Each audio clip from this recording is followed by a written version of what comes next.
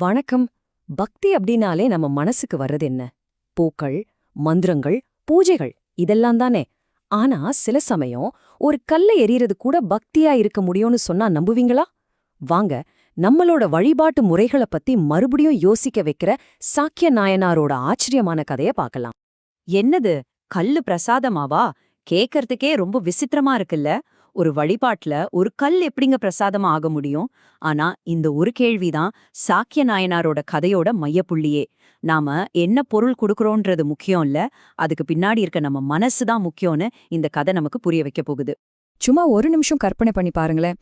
ஒரு அமைதியான கோவில், புனிதமான கருவறை, அங்க ஒருத்தர் நேரா சிவலிங்கத்து மேலே ஒரு கல்ல தூக்கி வீசுறார். இத பார்த்ததும் நமக்கு என்ன தோணும்? அடப்பாவமே, இது தெய்வ நிந்தனை இல்லையா? இல்ல நாம இதுவரைக்கும் பார்க்காத பக்தியோட உச்சகட்டமா?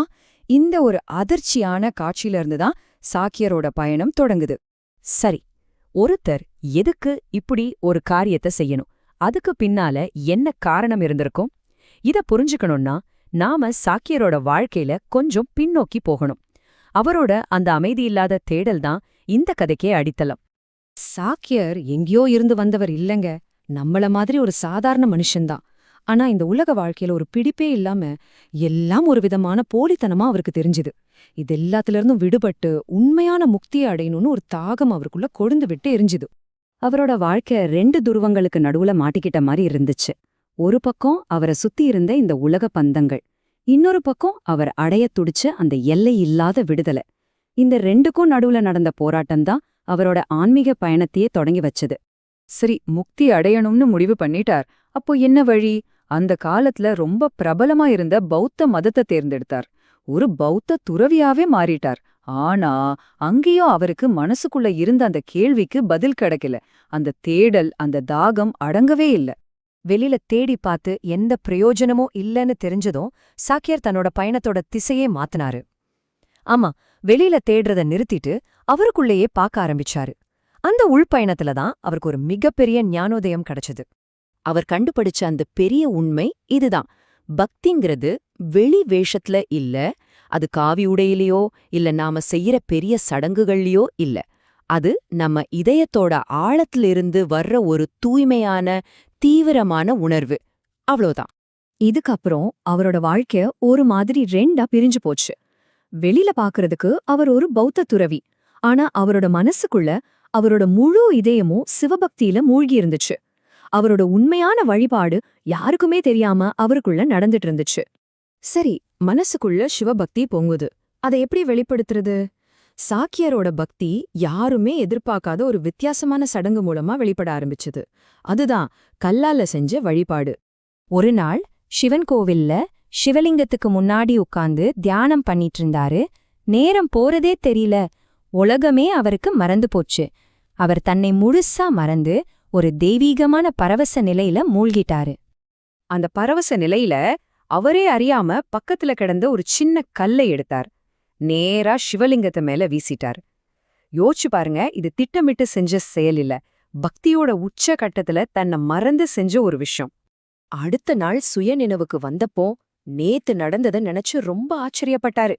அப்போதான் அவருக்குள்ள ஒரு பொறி தட்டுச்சு. இது இறைவன் நமக்காக நடத்தின ஒரு திருவிளையாடல். உண்மையான பக்தியோட எதை கொடுத்தாலும், அது பூவா இருந்தாலும் சரி, கல்லா இருந்தாலும் சரி, இறைவன் அதை அன்பா ஏத்துக்குவாருன்னு புரிய வைக்கத்தான் இது நடந்திருக்குன்னு அவர் உறுதியா நம்பினாரு. அந்த ஞானோதயத்துக்கு பிறகு தற்செயலா செஞ்ச அந்த ஒரு விஷயம் தினமும் செய்யற ஒரு சடங்கா மாறிடுச்சு. ஆமாங்க, ஒவ்வொரு நாளும் சாப்பாடு சாப்பிடறதுக்கு முன்னாடி சிவன் கோவில்ல லிங்கத்து மேல ஒரு கல்ல எரிஞ்சு வழிபடுறத தன்னோட கடமையாவே மாத்திக்கிட்டாரு. பல வருஷமா இந்த வித்தியாசமான வழிபாடு எந்த தடையும் இல்லாம நடந்துச்சு. ஆனா ஒரு நாள் அவரோட பக்தியோட ஆழத்தையே சோதிக்கிற மாதிரி ஒரு தருணம் வந்துச்சு. அதுதான் அவரோட பயணத்தோட கடைசி கட்டமாவும் உச்சகட்டமாவும் இருந்துச்சு. அன்னைக்கே அவருக்கு கடுமையான பசி. சாப்பாடு தயாராயிடுச்சு, சாப்பிட உட்கார்ந்தாரு. முதல் கவளத்தை வாய்க்கிட்ட கொண்டு போன அந்த ஒரு நொடில டக்குன்னு அவருக்கு ஒன்னு ஞாபகம் வந்துச்சு. ரொம்ப முக்கியமான ஒரு விஷயத்த அன்னைக்கு அவர் மறந்திருந்தாரு. ஆமா, அன்னைக்கே அவர் தினமும் செய்யற அந்த கல்லெறிகிற பூஜைய செய்ய மறந்துட்டாரு. பசியில தன்னோட முக்கியமான வழிபாட்டையே அவர் மறந்திருந்தாரு. ஒரு நிமிஷம் கூட யோசிக்கல. உடம்போட பசிய விட ஆன்மாவோட பசியான இறை வழிபாடுதான் முக்கியம்னு முடிவு பண்ணாரு. கையில இருந்த சாப்பாட்டை அப்படியே வச்சுட்டு கோவில நோக்கி ஓடுனாரு. கோவிலுக்குள்ள போனவரு தன்னோட முழு மனசோட ஆழ்ந்த பக்தியோட அன்னைக்கான வழிபாட்டு செஞ்சாரு. அந்த புனிதமான லிங்கத்த மேல ஒரு கல்ல வீசினாரு. அந்த கல்ல அவர் வீசினாரோ இல்லையோ, அந்த நொடியே ஒரு அற்புதம் நடந்துச்சு. அவரோட அசைக்க முடியாத அந்த பக்திக்கு அங்கீகாரம் கிடைச்சது. சிவபெருமானே அவர் முன்னாடி பேரொளியோட காட்சி கொடுத்தாரு. இறைவன் அவரை ஆசிர்வதிச்சு அவர் இத்தனை நாளா தேடிட்டு இருந்த அந்த முக்தியையும் கொடுத்தார். சாக்கியரோட இந்த உலக வாழ்க்கை முடிவுக்கு வந்து அவர் நேரா சிவபெருமானோட இருப்பிடமான கைலாயத்துக்கு போய் சேர்ந்தார்.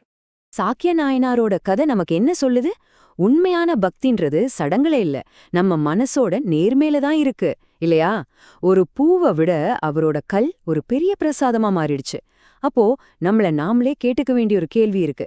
நம்ம வழிபாட்டுல, நம்ம வாழ்க்கையில எது உண்மையான பக்தி, எது வெறும் வெளிவேஷம்? யோசிச்சு பாருங்க.